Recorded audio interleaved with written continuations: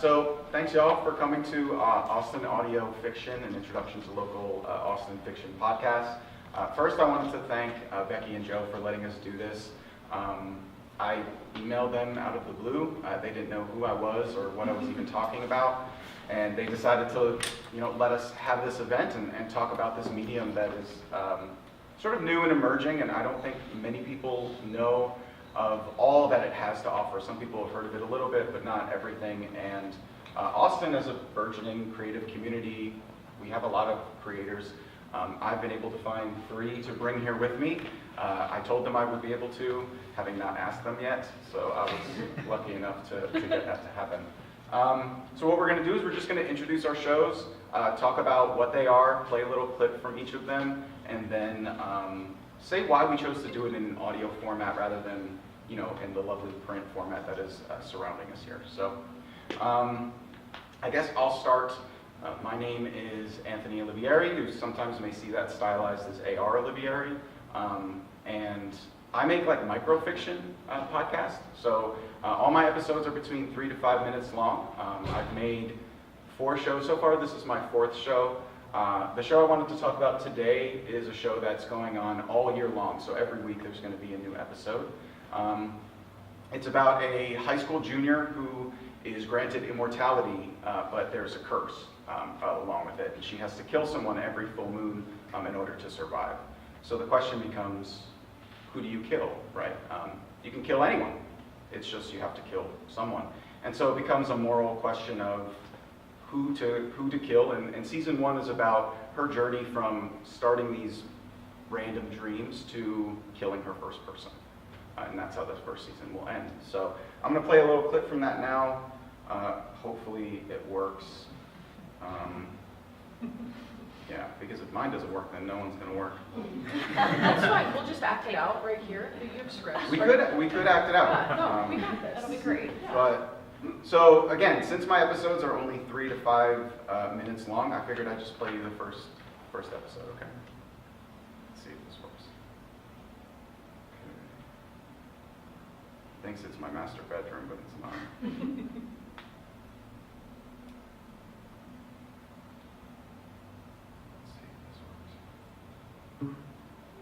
And neither do you. The trees don't move, and neither do you. The clouds hover patiently, scattered and dark. Auburn leaves lay still against the sandalwood. It is damp. My coffin rests. The fog cascades over the hills, gliding silently and ceaselessly. The grass is wet with dew. You hear nothing. There are no scampering feet of a woodland creature. No footsteps. No life. The wind waits. The earth is still. The world is you. You're in a forest. The forest. You look down at your feet. They're covered in dirt and blood and debris and all you've carried here with you. The grass and pebbles twist in your toes. You press them firmly against the soil. You smile. You close your eyes and take a long, slow breath. You smell it all around you, unsure of what it is. You exhale, and your shoulders roll forward. Back down. Your chest settles. You have arrived. Where to is a mystery, but from where, even more so. Nothing is familiar, but everything is known. This is there, and that is here. Everywhere is anywhere. The trees don't move, and neither do you. My coffin rests. Wake up.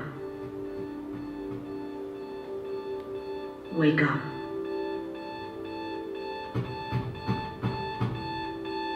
Wake up. I'm up, Mom. I'm up.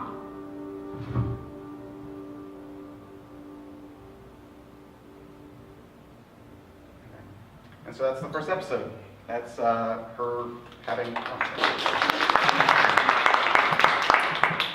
So yeah, that's her first weird dream. All the dream episodes are kind of like that, where you're wondering what's going on because it's a weird dream, and they get more and more developed and pronounced as the season goes along, and you start to learn more about her and her family, her friends, her life, and so it's kind of like Buffy the Vampire Slayer meets Death Note, if you're familiar with those two things. So instead of like becoming a Reaper, she's becoming Death, right? And so that's sort of the story there. And the reason I decided to tell this story in audio instead of in text is because of the intimacy that I feel like audio can bring. And because it's almost like she's there with you, you're in that dream, especially when it's in your headphones, right? Like it's not intended really to be listened to in this way. I'm actually happy it didn't sound horrible in that way, because I edit it in headphones for headphones, right? It's that intimacy that I think podcasts offers that is one of the reasons why I chose it as my medium, and also because of the fact that I just wanted to make sure that the story was going to be told in a way that, not to sound like a control freak, but as a creator, you have no idea how someone's going to read your words, right? What's the pacing? What's the tone? What's the emphasis? I can italicize this word, but are you going to read it in the inflection and in the way that I meant it and intended it? And that doesn't make me sound like kind of a control freak, but the point behind it is that with audio, you can have an actor convey that line in the exact way that you had meant it to, and so then hopefully that the person who hears it in that same way. So that's me, that's my story, that's why I chose to do it in audio. I appreciate y'all coming and listening, and I'll pass it over to Michelle here, who's gonna talk about her story and her show, and I'll let her take it from here. Yeah, so my name is Michelle Nickolaisen. My show is called Unplaced, and it's an audio drama, similarly short form, not quite as short as Anthony's work.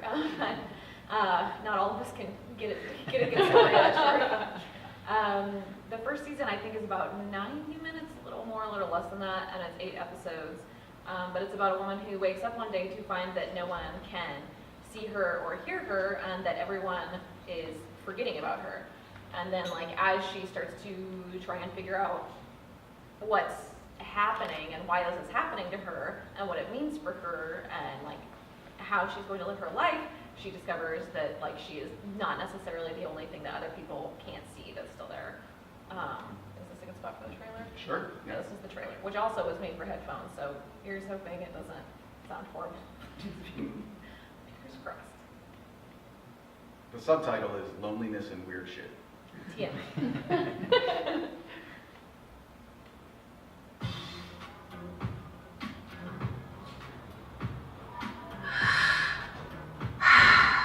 I guess I should start at the beginning. I swear I've never had my toes stepped on more in my life. That probably should have been my first clue something was up. Nobody was making eye contact or saying hi or anything. I'm not a writer, not by a long shot, so I picked up my phone, which was fine despite the temper tantrum, thankfully, and started recording, and here we are. Hey, Siri, tell me why I'm literally fucking invisible. Can you do that for me? Sometimes I feel invisible too, but sometimes I feel invisible. Oh my god, not really, Siri, stop. Anyways, stay tuned, I guess.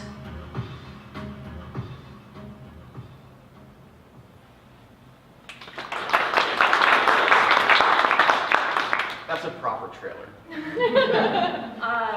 And yeah, so kind of actually like sort of how Anthony touched on, the reason I wanted to do it in audio, the idea for the story came from, because like all writers, I use it as a way to process my trauma in public, and I had a really rough period, and I was experiencing what I did not realize at the time was like dissociation, and I was like, it gave me the idea for this because it feels like you're like not actually interacting with the world around you. And I was like, I wonder what this would be like as a story and someone trying to work through that. And I actually never even thought about writing it in prose, even though I have like written a lot in prose.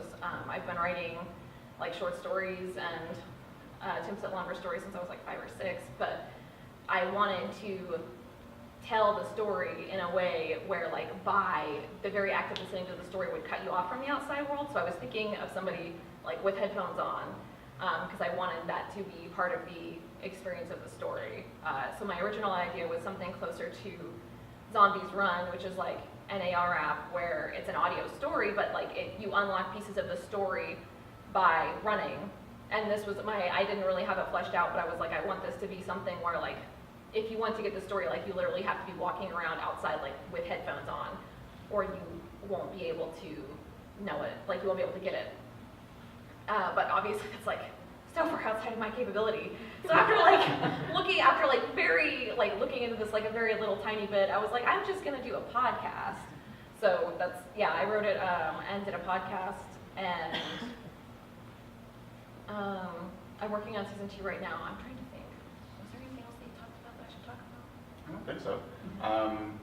Can you just explain dissociation for those who may not know? Yeah, I actually am not super familiar with the mental health, or with like the official explanation. I know it's a symptom of like anxiety or depression, or sometimes other conditions. It can happen with like sensory overload if you're autistic or have ADHD or some other neuroatypicalities. But it feels like, I didn't realize what it was until I said something about it to a friend of mine who also has mental health issues and like works with clients on it. She does like client counseling at a place that handles people's traumas of various sorts. And she was like, "Oh yeah, like you're dissociating. That's what that is." But it feels like you were like, almost like for me at least, it feels like you were like a camera that's like following you like from above and behind your shoulder. Like you were seeing the things that you were doing, and you were hearing the words that are coming out of your mouth, and like but it's all like 3 steps removed. It's like a very weird, like numb feeling. And so I was having like a really bad depressive episode, and this was like right after I had moved halfway across the country, and was like also completely literally isolated from like any support network I had previously had. So like all of that together was like this very profound sense of isolation and disconnection. And at some point I was like, this is what it feels like. And I was like, oh, that would be a good story. So I'm gonna write that instead of fixing my issues, I guess. I better now. I have different issues now. Unplaced is a great show that actually conveys that. That's why I wanted you to sort of explain. Yeah. Because when you listen to it, you do get that feeling. All right, thank you. Yeah. Gabe, do you want to go? Yeah. Starcalled, which is an action-adventure thriller space opera, and I wanted to make Starcalled. I wanted to make a show that I really wanted to listen to, and I wanted something that was high-octane action and super intense and in your face, and the kind of thing where you're like, oh, I think I'm going to listen to this show, and you put your headphones on, and you hit play, and before you lean back, it just grabs you. It's like, why aren't you paying attention yet? Why did it take you so long to listen? Kind of thing. That just goes 0 to 100 immediately. And it was all really contingent on music. I really wanted an excuse to make that kind of bombastic, exciting, high adrenaline music, and it just all came together, and I get to work on a fun sci-fi action show that takes no prisoners.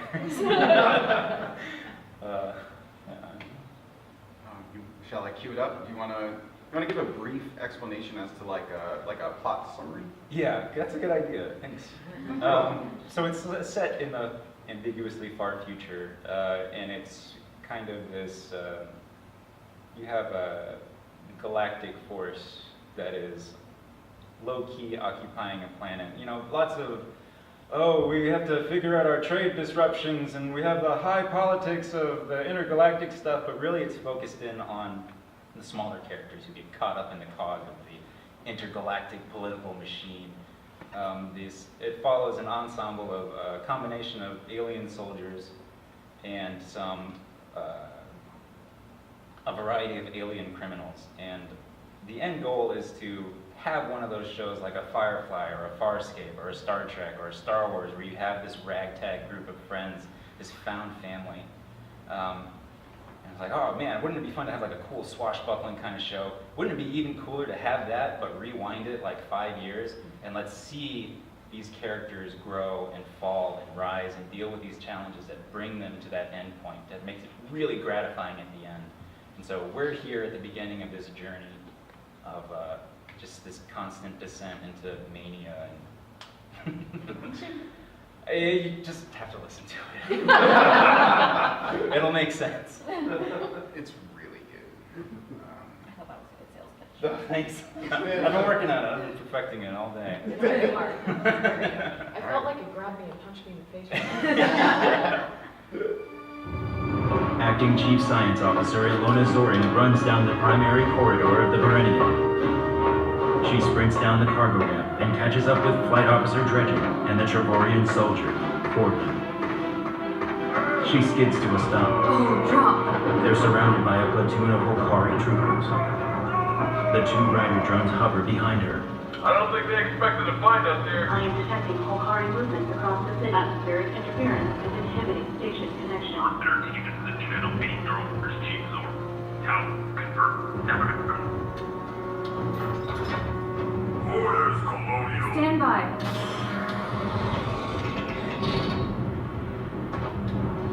I'm Acting Chief Science Officer Ilona Zorin, 443rd Colonial Fleet Infantry. Is anybody here fitted with a translator probe? Translator probe?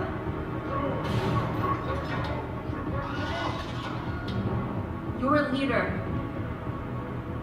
Step forward.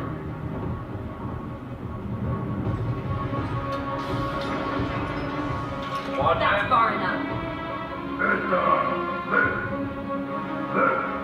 they go. Osborne watches from the Berenian's cargo ramp, hands shackled. What's going on, Osborne? Go!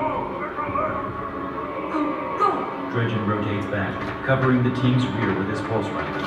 The Holkari troopers tighten their maneuvers around the two ships.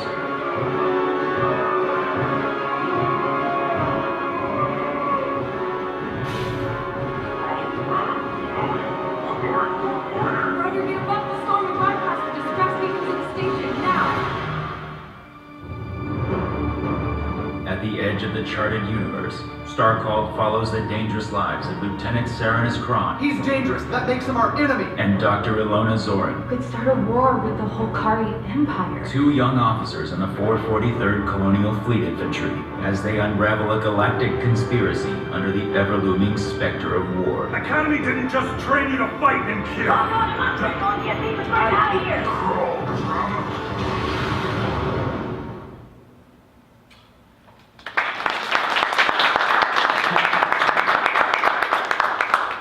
It's really good. Yeah, that sounded fantastic. Thanks. So why did you decide to do it in an audio format? It's really cheap. That's what I like to hear. Yeah. It's not as cheap as you probably wish it was at times, but you can get away with a lot in working in an audio medium. If you give your audience the expectation that they're about to see XYZ and you literally shake around some trash in a box, whatever it is you tell them that they're about to hear or see, they'll hear it. They'll find meaning in your sound as long as you guide them to it. And I think it's really cool to give someone, here's maybe one corner of the puzzle. Good luck. The audience's imagination is always going to deliver. Whatever you want, it's going to bring it in tenfold. And I love that about the audio medium. And plus, when you don't have the visual element, you have to lean on something. And if it's not the sound and it's not the voices, it's going to be the music. And I love, love, love making the music for like a 40-minute episode, because for some reason they always turn into this big, long thing. I'll make like 37 minutes of music for the whole thing. And, and it's always, you have to make it piece by piece. And when you listen back to it, it guides you through. You can always, buckle your seatbelt. You're like, the music's going to carry me. And just being able to have that option is so liberating. It's so exciting in audio. I absolutely don't want to tackle any other medium with this story. I think it's so cool. Do you think, can I ask a question? genre, I guess I don't know if you would be interested in doing a genre other than sci-fi, but do you think if you were doing a genre other than sci-fi that you would approach it with audio? Oh yeah, totally. This is like, I don't know, it feels like dipping your toes in with like the first project, but already it's like, oh man, you could do any setting, you could do anything. With this toolkit, there's so much that you can. Yeah, it's really versatile. Well, I feel like that it's definitely really versatile. I feel like it's especially well suited for like the sci-fi, fantasy, and horror because of like the imagination. Yeah. Especially horror. There's some super successful horror stories that are just the audio. Like, oh man. And can I ask, how much of that are you writing and producing yourself? Oh no. All of it? All of it. There you go. How much of this are you writing and producing yourself? All of it.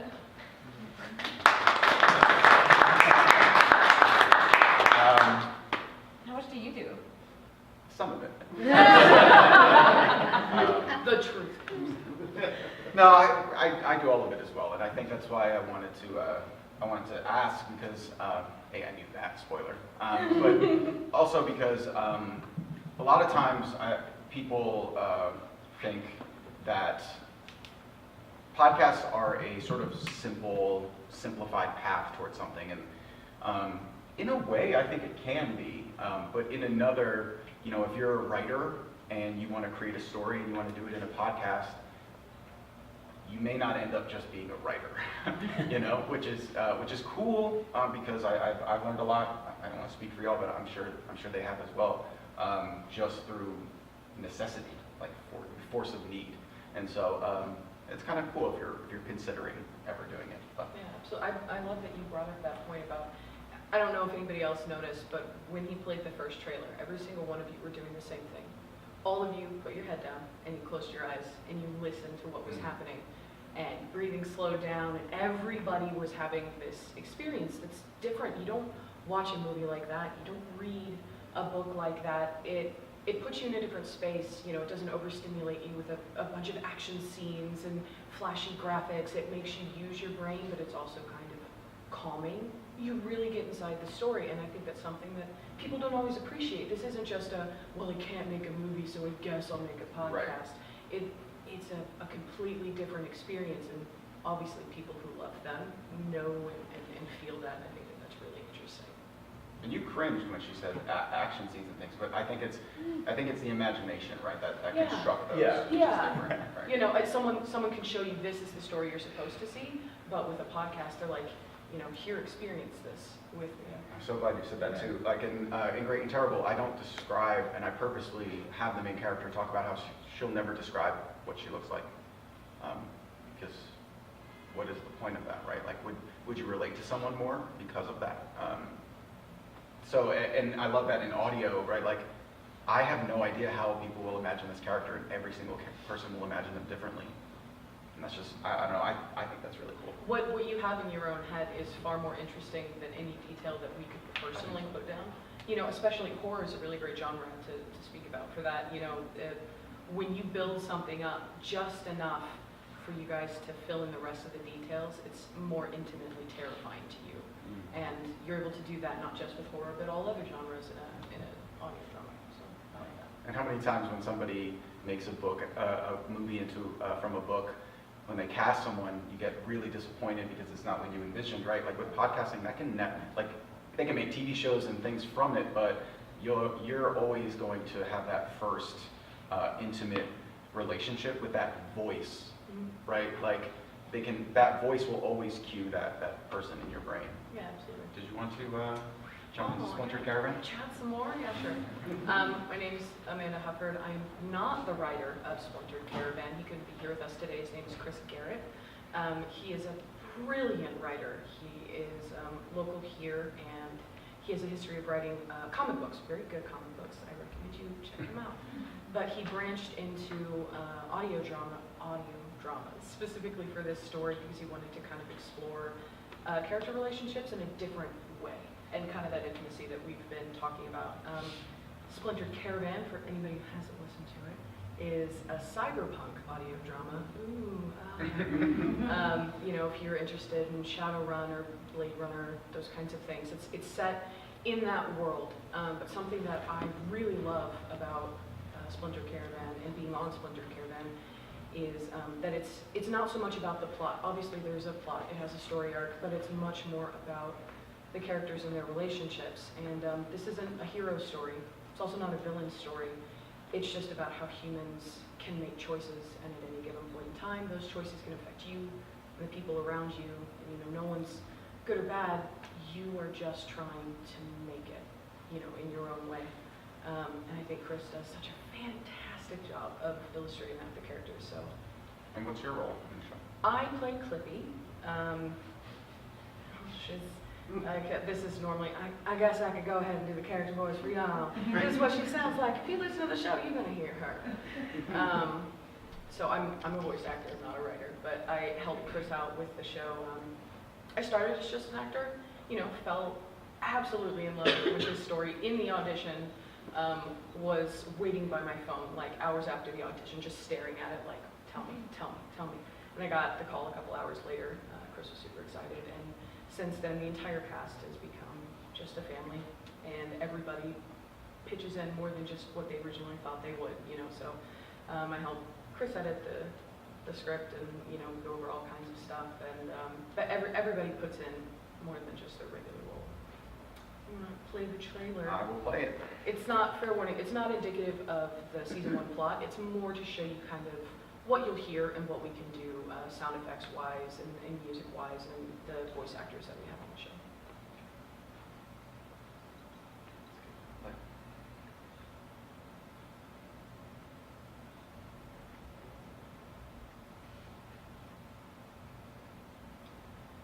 Let me down, trailer.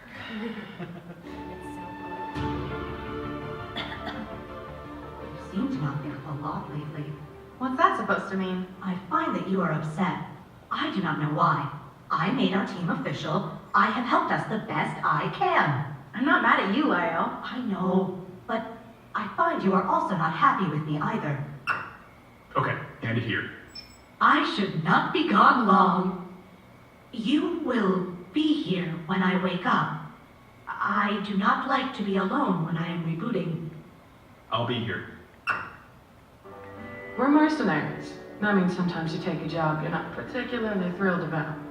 I hear you get a bit squeamish on the topic, but that's old hat to me now, so try to forgive my indelicacies. Oh, Patricia, what big machines you're hooked up to? You just stand here while she puts the stuff in the kit, is that it? What did you just say? Clippy, what are you doing? That's not the plan. She is my daughter, I'll have you know. I'll install whatever I want. Change your plans, boys. We didn't rehearse for this part, Clippy, be sure. The kid's in the room. Say it. What's Clippy doing? On ground! No! Of course, gentlemen. Board off, right side of the roof, on Clippy's mark. Keep it narrow, don't hit the kid. Just be careful. I just had my nails painted. Very cool. So everything that you hear is made for the show. There's no stock sounds, whether it's sound effects or the music. The theme song was written by our amazing sound god, David. He does everything, and every time you hear that theme song, it never gets old. Like, it still makes me feel things. Y'all just had your finale, right? Your season 1 finale. Did just have our season 1 finale. It's thank you so much. It was a big climax, especially for my character. There's a lot going on that I've been waiting for a year for people to be able to hear. I highly encourage everyone to go listen to it. Really, it's been such a roller coaster on and off the show, and I wouldn't trade it for anything. Really, the story has meant so much, not just as a listener, but personally, I feel like you get so much from hearing what these characters go through. All right, so at this time, I have questions that I have for these folk that I would love to, ask them for y'all, but I would like, if y'all have any questions first, to make sure that we have time for your questions before I ask mine. About audio fiction, our shows specifically, the process, really anything that you wanted to ask about. Like I said, I have my own, but I want to make sure to give you all the opportunity first. Hi, full disclosure, I'm a member of the cast of Splintered Caravan. AR and Michelle, it seems like from the trailers, your podcasts are from a single character's point of view. Gabe and obviously Man of the Splintered Caravan, you have larger casts. Can you talk a little bit about those choices and kind of the management of a cast and what goes into making those decisions and how that happens? Sure, thank you. Do you want to start? You know I have opinion. That's me. Go first. Yeah, so for me, the decision was partially a lot motivated by practicality. Like I said, I'm self-taught. I have no formal creative background. I went to 1 semester of college for fashion design and marketing in a state school in southwestern Missouri, where I did not fit in because I was this kid in the corner with a vest with a back patch that had a picture of Uncle Sam that said Big Brother is watching you, that I had stenciled, and I also had a purple and green mohawk. Yeah, in southwestern Missouri. So did not last very long at college. So I'm very, very self-taught in everything I do. And I knew that tackling something with a cast would probably be a much larger creative challenge and that I was more likely to screw it up. I was also concerned from a budget perspective because it's really, I come from a freelancing background, and it's very, very important to me ethically to pay people that I work with as much as I can, even if it's not a lot, but just something. And it's also, a matter of I don't want to be a hypocrite because I've talked publicly and loudly and often about people approaching me and being oh, hey, can you do this for exposure? And I'm no, dude, this is literally how I pay the bills. And now I have a job, but yeah, I freelanced for a long time. So it was partially logistics, partially budget. I'm working, and partially just that I think it works with the themes that I was trying to explore. So it's all the first season definitely has a framing device, which is that she's and that was also an intentional decision. I'm not sure how much it came across, but the idea is that she's recording these audio diaries out of desperation, just out of an attempt to have somebody hear her or get something across, because that's kind of, in my experience, that's how depression makes you feel. I had an anxiety disorder diagnosis and then was later re-diagnosed as ADHD, which explained a lot of things. But for me, being anxious is much easier to manage because I can channel it into this manic productivity, and depression is just desperate, it's just desperation. That's what it feels like for me. And so that was the idea was that she's recording these audio diary entries as a desperate last-ditch attempt to maintain some kind of a lifeline to the world. So that's why I went intentionally with that framing device. I will say that it starts to drop a little bit in season 2 as the themes of the show, as both the character and the themes of the show sort of shift and evolve. But there's been a lot of conversations in the audio drama community about framing devices, and there are people who feel very strongly that that they are always unnecessary, and also that there are a lot of people who have stronger words and think that they are a cop-out or lazy. What else have we heard? Nothing cheap, that I like. narratively cheap, a cop-out, lazy, etc. Which is not, obviously I have a stake in the game, but I find that very frustrating. Not just because, and I also can't help but notice that the people who have said those things directly or obliquely about my work are also people who are not coming from the same subset as me. They are not usually people who have struggled with mental health in the same way, or who one of the things that I was also working through when I was working on the show and the concept was queer identity and visibility of that and figuring out that as an adult after coming out of the closet at 27, 28. And so I think that sometimes people who are saying these things are both coming from an academic background and kind of forget how sheltered that, the first time I heard it, and I'm not I don't think that I'm an unread person, but the first time I heard that I was I had to go check what a framing device was. And I feel the entire point of podcasts is that as a creative medium is that anyone, I mean there is a certain barrier to entry, but it's much less than a movie, like you said. It's a lot easier to teach yourself. And so I firmly believe that yes, it is possible to have a framing device for no reason, but there is also a reason to have one. And I think that being snobby about them is a discredit both to the art form and the community, because the entire point is that people can tell their stories in a way that makes sense to them, and in a way that they have accessibility to, which is like, that was an offshoot from your thing, but I got the credit from Anthony first. Yeah. So yeah, in one way it can be used as a way to enhance like your narrative device and your theme in the way that Michelle does.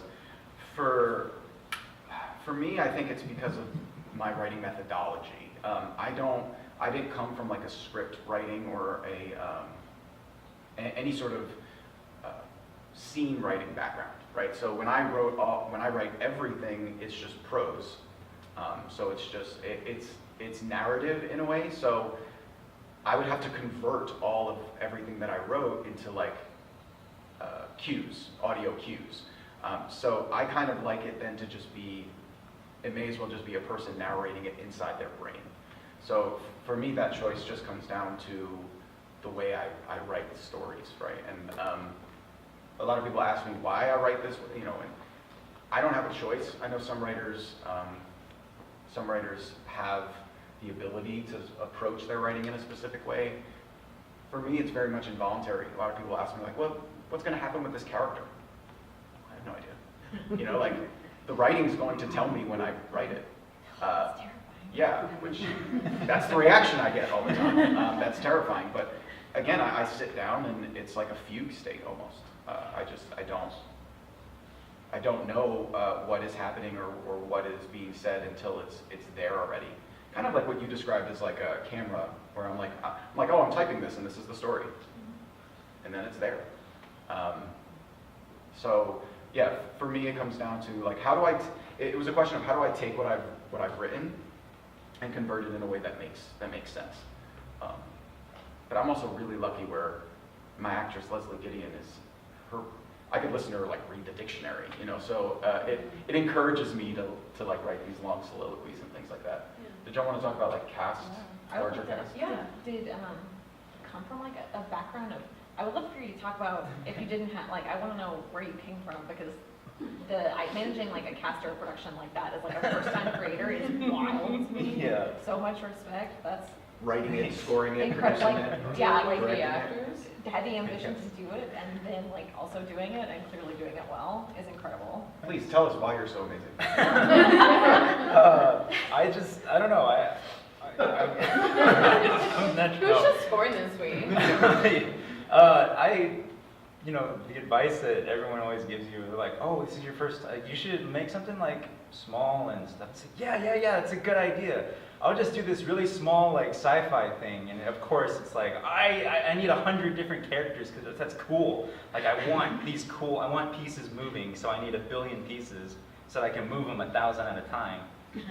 Because that's cool, and then the scale always just blows up, and I'm super lucky. I came from a music background, so all of the sound and music, it all feels natural, but I met so many cool people in the music circles, and from then like moved into kind of like put my toes in theater and like met a bunch of really cool people, but at the end of the day it was kind of like vanity. I have all these cool friends and I think they're so talented and they're so excited and they're super generous and volunteering their time that they want to be part of it. It's like, all right, I just make you a part of it. It'll be cool. Trust me, it'll be fine. It'll be awesome. Now, like it works out because they're all. When you have a project, I think that's cool, and people are on board. They're on board. Like nobody wants to get on board with something and be like, oh yeah, I'll kind of like phone it in and something. Yeah. Everybody delivers. Is all your cast local? Yes. Yeah.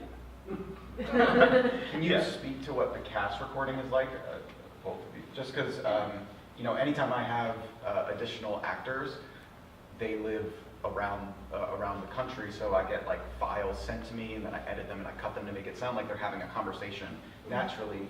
So how do y'all sort of coordinate that whole? So our show is also local, with the exception of myself. I'm based in San Antonio, but I come work here all the time. I also work in Dallas. Pretty common for voice actors. So we do recording days all together, so we get kind of that stage magic, and a lot of audio dramas don't have that. That doesn't mean that they aren't good. We also face challenges. So because we're in the same room together, that puts a lot of stress on our post time. So edits, you have to make sure that you edit out people hitting their leg when other people are talking all the time. Or just little stuff that you catch, because all the mics are there together. But give and take on all those things. And for the most part, everybody on the show has some sort of creative background. We weren't all actors. Myself and one or two other people were actors prior to this. So we were able to kind of jump in and be like, do this way, do this that way. Yeah. I'm a full-time voice actor, and I also do, I help show run, project manage, and I organize talent. I have a talent pool, and so I kind of, we evolved our show method together based on the qualities that everybody had and was able to kind of put in. Chris, while being a fantastic writer, already had a great method of being organized because he wrote for comics, and that's also a lot of moving pieces, especially when you weren't the artist yourself. But I think it comes back to perspective. Like you were saying, that you don't have a choice to write any other way than how you write, and I think that translates into the work that evolves from your writing. You write the way you write, which makes your story very personal, which makes the production very personal and intimate.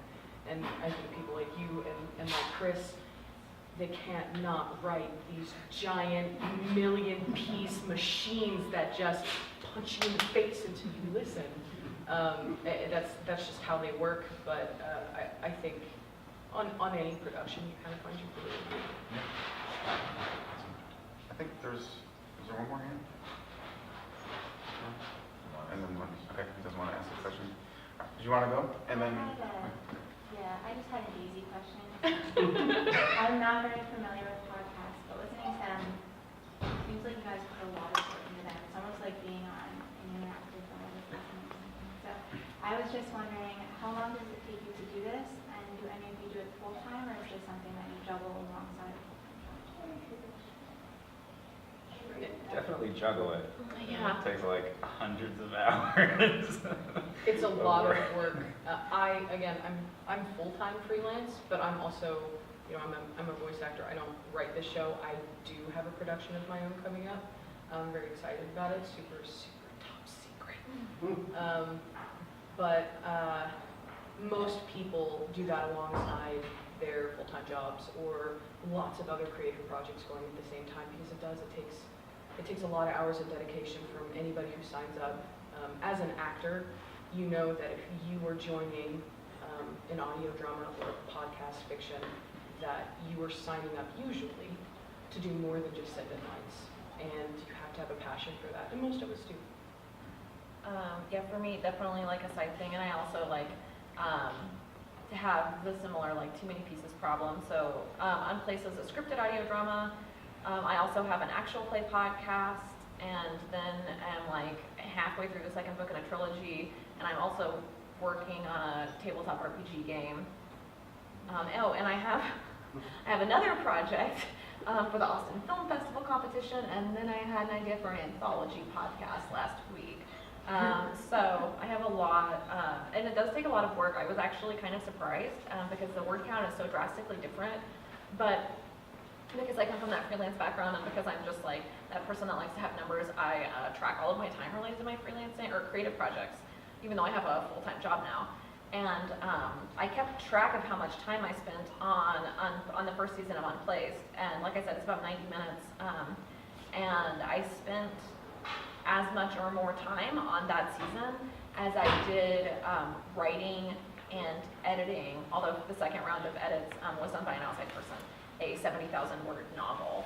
So it's very, yeah, it is the word count is drastically different, and yeah, when I got into it, I was like, oh, since this is since this is largely a single voice thing, it should be it shouldn't be too wildly time consuming. And granted, that is taking into account marketing time. So that's writing, editing, processing feedback from beta readers, going over, listening to actor takes and helping put them together. I guess I should clarify earlier, I do have some audio help, which I also pay for. I'm out of pocket. I'm taking on more sound design, and I'm trying to learn more about music because I'm really interested in that. So that's like going over the takes from the actor, like coordinating stuff with the actor, marketing, social media, setting up the website, that's like everything. But like it's the same amount of time as something that is like much longer. Well, those are your basics. Those are your have-tos. Those, you know what I mean? So those are the things that you will have to do this. If you want to like really push it, you'll have to do that, and then all these other things like organizing events like this. Yeah. Which Anthony did. So if I have the score already and I have the vocals ready, and I want to edit 2 minutes of audio, it'll take me 8 to 10 hours. So, how you get 40-minute sci-fi epics that sound like that? Wizards. I have no idea. That's crazy. Wizards. It's the only way. Like But- normal humans can't do it. Yeah, and one of the things that I like to do is, because I make it so short, an episode comes out every week, right? So every Sunday there will be an episode out from now until January 5th, 2020. Yeah, that's awesome. So I work at Apple in Austin over here, and so I work 4 days, 10-hour shifts, and so then those other 3 days, I do this. And so, and like cook and all the other normal human things that you're supposed to do. But yeah, it's incredibly time-consuming in a way that I think if any of these writers of the books in here, I think probably spend the same amount of time constructing their work. I'm just not sure how active it all is, right? Like I think a lot of people know that famous story where Michelangelo is supposed to be like painting the Duomo, and like the king or whatever is like, why haven't you done this yet? Like, Michelangelo's just sitting there staring at it, and he's staring at it for weeks and weeks, and then they show up and they're asking him what he's doing, and he's like, I'm working, because I think in those mediums a lot of your work is not as active as with podcasts, like because once we do the writing, that's kind of when the work begins. Yeah, there's a lot. I feel like when you're like in the creative stage, that you can spend a lot of that time like thinking, and it can be sort of like working in the back burner, which is part of why I have so many projects. But once like after you write something, like doing audio editing or even like listening to takes and choosing takes requires like you can't be doing anything else. Yeah, like Yeah, because if an actor sends you their lines, let's say you send them 20 lines, they give you 3 takes of each line. And like you have to like you have to can't listen be to each one. doing anything else, like because obviously you can't be listening to something else. It's a real struggle. Yeah, but it's all worth it, I would hope, Yeah. right? Yeah. Like, Yeah. because at the end of the day, you've not only wrote something and created a world that you wrote, but you created how it sounds too. Which I think is really cool. Are you finished with the work before you start recording, or are you close to it, or are you ever Writing it? evolving it? Yes. Because I write at home, and I've found that sometimes I'll finish something and go, oh, no, throw, and start, and I'm going different places throughout it, even if I knew where I wanted to end. Yeah, I'll do two first. Oh, I know that a lot of people do have everything written before they start production at all. And then I know some people have most of it written, and then some people just kind of have guidelines written. And I think it's a very personal thing. I personally prefer to have the entire thing written as an actor. I like to have it written before you start. It doesn't always work that way, and it doesn't always mean that that's a bad thing. It's just about making sure that everybody's able to step up and do what needs to be done. But let's talk to the writers. What about you guys? Yeah, production-wise, it's definitely. Yeah, I bet building a backlog for 40-minute episodes where you're doing everything is like a special hell. Well, how many episodes of season 1? Season 1 is going to be 8, and we've got 4 out right 4 right now. And I did the first 4 where I had my ideas of where, like the milestones that I wanted to hit, and not necessarily the details, because they kind of make themselves apparent, but I'm a very destructive writer. I'll write a script and be like, you know what, delete. Not even just like, save that draft. It's just like, get out of here. And I'll write another 30. So every 30 pages is like 200 pages of work to get there. Because you gotta line everything up just right. And it's not just like, for me, it's like, does this get all the details out? But like, does this feel right for this episode? Like, what if I wanted this episode to start with a 15-minute action sequence? Like, how can I do that? That would be cool. Let's do it. I said, how about what's your release schedule? Like, terrible. What's your schedule? Like, I'm concerned about your sleep. I'm like, asking a lot of those questions to make sure you're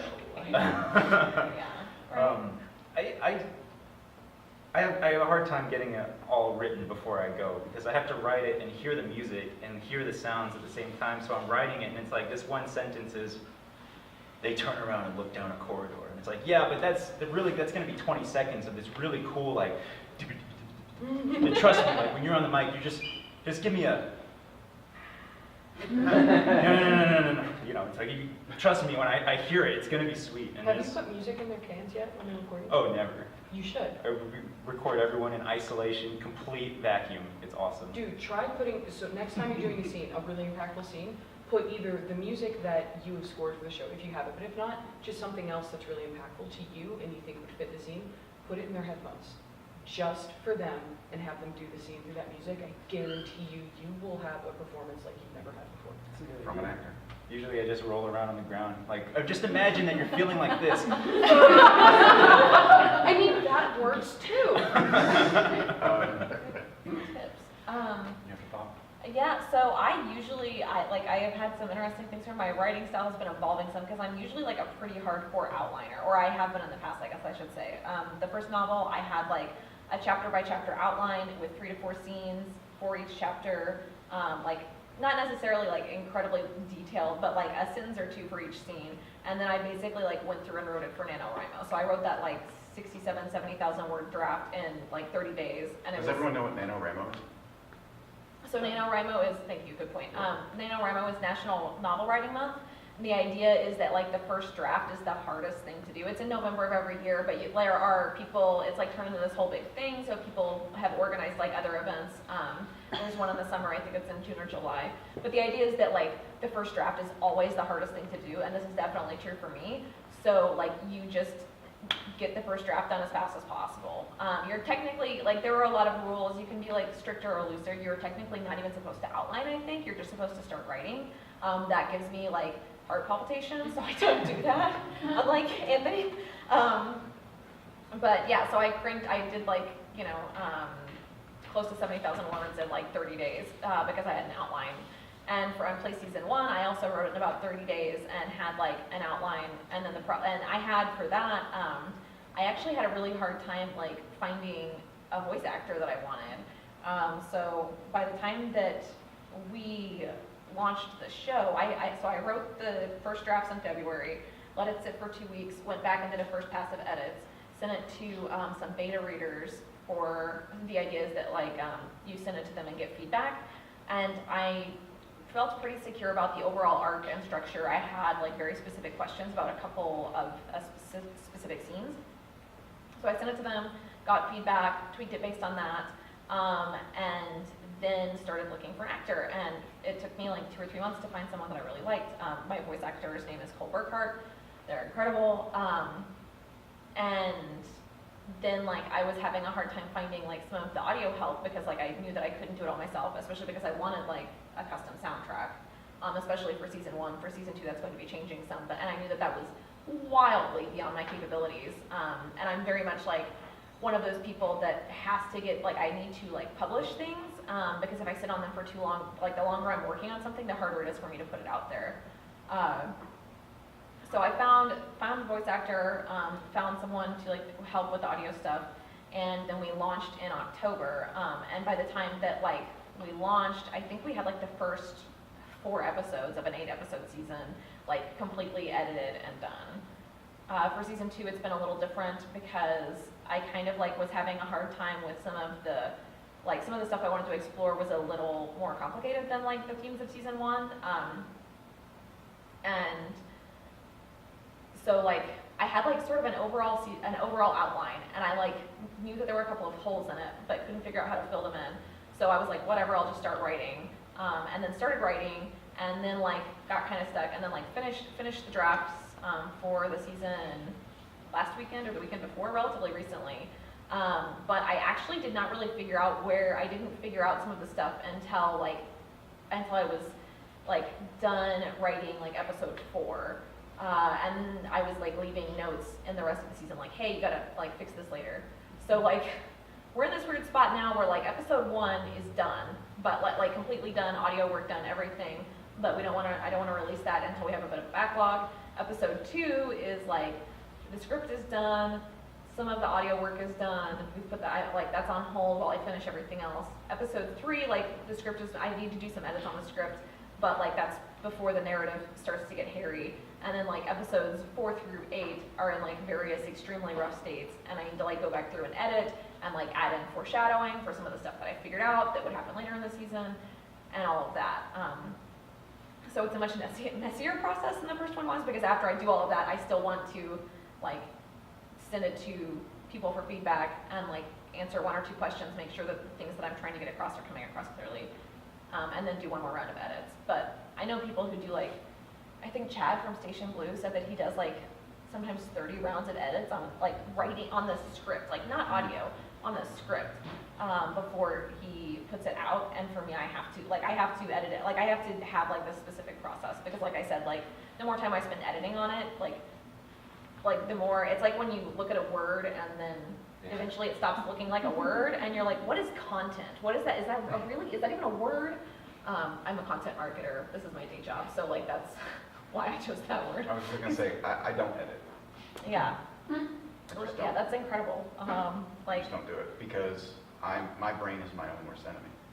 So if somebody's gonna edit it, somebody else is going to edit it, right? Or I'm gonna sit there and just destroy it until I delete it. And that's one of the things that actually podcasting gave me as a gift, which is the ability to complete something, right? Because when you make something that people are listening to, and you find that people are actually listening to it, not only do you hear it then and you're like, oh, okay, this is what I'm making, this is what it sounds like. Because I think a lot of times, I don't know, with writers, we hear it in our brains when we're writing it and how it sounds. So when we're typing and we're kind of like saying it almost to ourselves or imagining it as a scene or something like that, do you do that as well? Like you sort of like envision it, right? Yeah. There's nothing that's going to help you better envision your story than to hear it, right? Like when you hear it back, you're like, oh, like this is my story. Or, you know, there are a lot of times where I'll get takes back from an actor. I'm like, this line is horrible, right? And I cut it just because I didn't hear it. When I wrote it, it sounded great, but when I heard it, it sounded terrible. and some stuff lands in prose very different than audio. That's something that I've noticed. Is that like sometimes something that would work in a novel does not work with an actor. Like especially if it's, I mean, Hark. it's like, like if it's like extremely flowery language and you're like, this would be beautiful, like if I was reading it, but since I'm listening to it, all I can think is like, wow, this person is a pretentious douchebag. It's important to have a good relationship with your writer and then on your side with your actors so that you can be able to kind of bridge that gap, because sometimes, you know, you don't want somebody coming in and stepping all over what you've taken so much time to write. But at the same time, you clearly need an outside perspective of somebody who hasn't sat with it as long as you have. Yeah. So like for the actor to be like, hey, this is gorgeous. I loved reading this. Listen to me saying it, because this isn't something a human would say out loud. So like, Even if you weren't trying to make a podcast, right?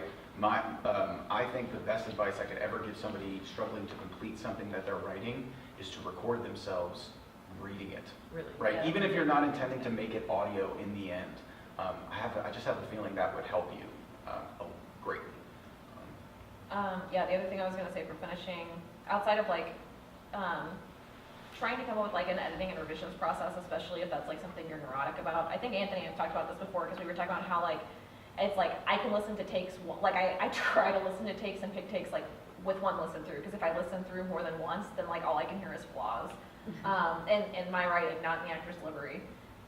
But also like, yeah, I think if you're going to be releasing it, that it's a good idea to have like a little bit of a backlog, but it also depends. Like there are shows that release on irregular schedules, and like everybody loves them. I like to, in case you haven't gathered, I'm a little neurotic, and I like to have like a set production and marketing and et cetera schedule like every 2 weeks. So for this season 2, my goal is to have like episodes 1 through 3 completely edited and produced, and then we are going to launch it, which I'm hoping will be like June, July. All right, well, we have run up to the wall of time here. Yeah, so it was awesome, for me anyway, to have you all here and to listen to this and to just get to talk about it. And like I said, you know, we hadn't really, we hadn't met. And so now we're all here together, and I think that's really cool because, like I said, I just wanted to make sure that people who were interested in what we're doing, but people who are interested in writing and things of that nature knew that, you know, we're here as an option as well. You know, if you're walking the dog and you can't carry a book, you can listen to us. And so on that note, I just wanted to thank Becky and Joe again from Malvern for letting us do this, and thank you all for coming.